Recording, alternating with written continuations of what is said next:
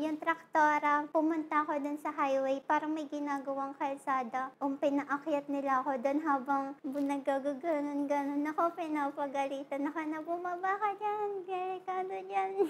Tas wala, habang naambon ginagawa namin yung MV, ganun. Kung saan-saan lang kami napupunta.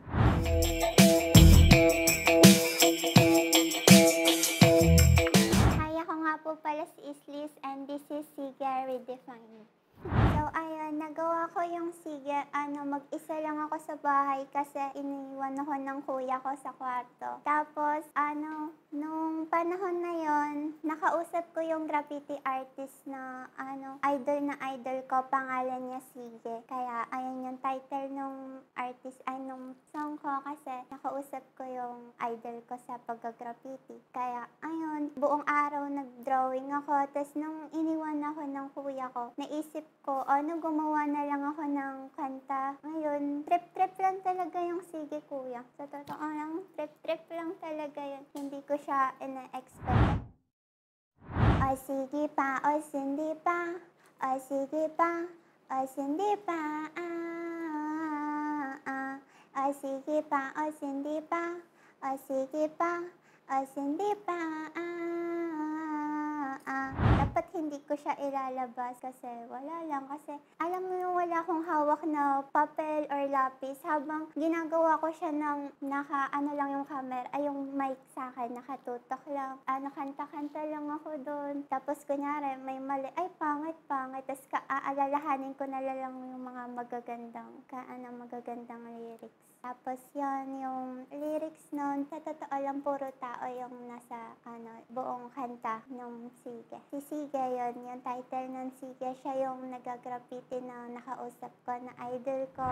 Nakaupo, nakatulala, hindi ko alam ba't ako natatawa. Nakaupo, nakatulala, hindi ko alam kung ba't ako natatawa. Si kuya yung nakaupo, nakatulala. Alam mo, buti na. Ayan, yung nakaupo, nakatulala. Siya yung may-ari nung Ingay Likha. Siya po si Tulala. Siya po yung tao nun. Siya po yung tao na yun. Tapos yung hindi ko alam ba't ako natatawa. Kasi laking laking kalsada. May mga kababata ako na alam nyo na naligaw, medyo Tapos ayan, may isa akong kababata na lagi ko siyang nakikita. Pangalan niya Mad. Shout out sa'yo. Kundi dahil sa kanya naalala ko siya nung sinusulat ko din yung kanta na yun. Lagi siyang natatawa. Lagi siya din nakatulala. Kaya ngayon, alam niyo na kung bakit. Kanina lang kumakatok ang kalungkutan. Tapos bigla mo na lang akong sinamahan. Kaya gusto ko na lang ikwenta sa kalangitan na gusto kong pumunta kung saan-saan. Yung hindi nila alam para di nila tayo masundan. Yung hindi nila alam. Yung hindi nila alam. Yan, nung araw na yon, naghanap lang ako sa YouTube ng mga beat. Tapos, narinig ko yung beat na narinig ko lang sa YouTube. Tapos, ayun, trinay ko nga siya kanta-kantahan lang sa mic, ganun. Tapos, nung panahon na yon, kaya ganun yung lyrics, yung kanina lang kumakatok ang kalungkutan. Kasi nung araw na din na yun, ina-atake ako ng anxiety. Kaysa nagpa-atake ako sa anxiety ko, ginawa ko, nagsulat na lang ako ng music. Parang nasa isip ko, parang sinamahan ako ng music para kalimutan ko yung sadness ko, ganun. Kasi mag-isa nga lang ako, ganun. Parang malungkot ako kasi hindi ko talaga expected na may mangyayaring maganda sa kanta ko, ganun. Ginagawa ko lang siyang masaya. Wala po akong bisyo. As in, wala, promise. Tapos, ayan, lahat ng mga nasa kanta ko, wala lang, puro sila tao. Inspired ako sa kanila, ganun. Tapos yon yung, part na kaya gusto ko na lang ikwenta sa kalangitan wala lang kasi 'di ba parang kinikwento ko lang sa kalangitan tapos ayun yung part na naging favorite ko sa lyrics ko kasi siya yung bigla na lang siyang lumabas sa bibig ko nung nire-record ko siya. Tapos parang ang ganda nun, ulitin ko nga. Tapos ayun, pinaganda ko na lang. Tsaka ganito talaga yung boses ko, inaartihan ko na lang. Para syempre, di ba, pag kumakanta ka, kailangan mong pagandahin yung boses mo, ganun. Pero wala. Ay sige pa, ay hindi pa, ay sige pa, ay hindi pa, ay sige pa, ay hindi pa, ay sige pa, ay hindi pa, nakaupo, nakatulala, hindi ko alam, ba't ako natatawa, ay sige pa, ay hindi pa, ipasa mo, nasaan kanan, nasaan kaliwa. Kinanta ko siya isang beses sa event sa Ingay Likha. Narinig siya ni Papa Alvin ni Alalut. Narinig siya. Hindi pa nila alam na gumawa ako ng kanta na kasama si Papa Alalut. Tapos narinig nila yon nung panahon na yon, Midnight yon, alam ko. Tapos nung narinig nila yon, pagkatapos ko kantahin, sabi nila, gagawan daw nila ng music video. Tapos ako, kinabukasan nun, nag-chat sa akin yung director ng 1096, yung gumawa ng pajama party.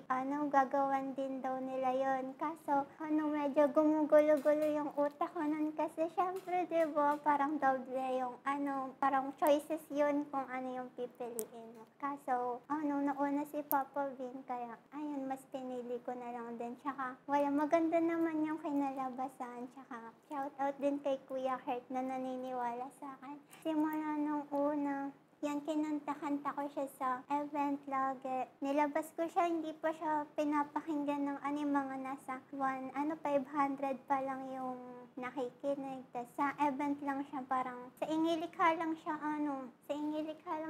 diba, masikat, nag-iislaman sila, ganun. Hanggang sa narinig siya ni OG Mac. Nung panahon na yon, hindi ako naka-line up sa event. Kumanta lang ako, nag-open mic lang ako, pinakanta nila ako. Tapos narinig siya ni OG Mac. Pagka-uwi ko, wala akong idea na nandun pala yun si OG Mac. Tapos nakita ko, pinost niya ako sa social media na hinahanap niya kung sino daw yung kumanta ng sige po, hindi pa.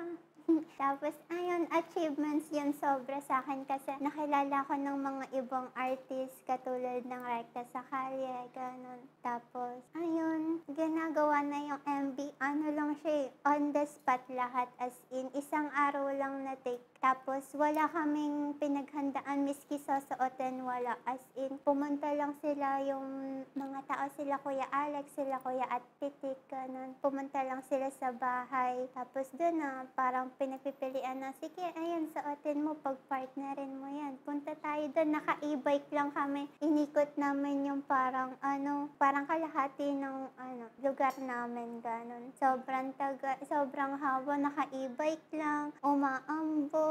Tapos pumupunta kami sa mga bebenta ng mangga, nagpapaalam kami na pwede po ba kami kumuha ng video dito, ganun. Tapos pumupunta kami sa junk shop, kung makikita niyo siya, ganun. Tapos nasa highway, meron dun na part na pinapagalitan ako. Anong tawag dun? Yung sakayan? Yung traktora. Pumunta ako dun sa highway, parang may ginagawang kalsada. Pinaakyat nila ako dun habang nagagaganon-ganon ako, pinapagalitan ako na bumaba ka dyan, delikado dyan.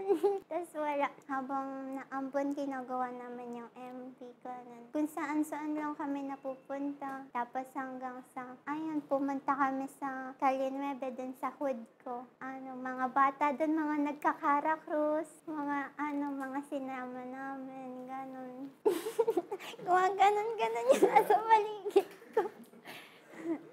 parang hindi na ako naliligo nung parang bihis na lang, balik sa bahay, bihis, tapos balik uli sa kalsada. Sa mga highway kami naghahanap, ganun. Tapos pumunta kami dun sa malayo sa amin yun, naka-e-bike lang kami. Inabot kami ng ulan, sobrang lakas na ulan yung parang feeling namin, last day na namin, sobrang dilim, inabot na po kami ng gabi. Parang sabi na lang namin, wala, epangs kami. Kaya wala yung ulan na yan, panis yan. Tapos minamanifest nila, kuya, nila Kuya Organ, nila Kuya Jet na, magme-million views yan. Tapos ako, wala sa isip ko na, trip lang yan eh. Dapat kasi hindi ko po talaga ilalabas yung sige na audio. Sabi ko sa, ko lang siya lalabas sa FB. Tapos pinilit ako ng kuya ko, sabi niya, labas mo na kasi sayang para maganda tignan yung YouTube mo. Sabi ko, sige. Tapos pinilit ko muna pala siya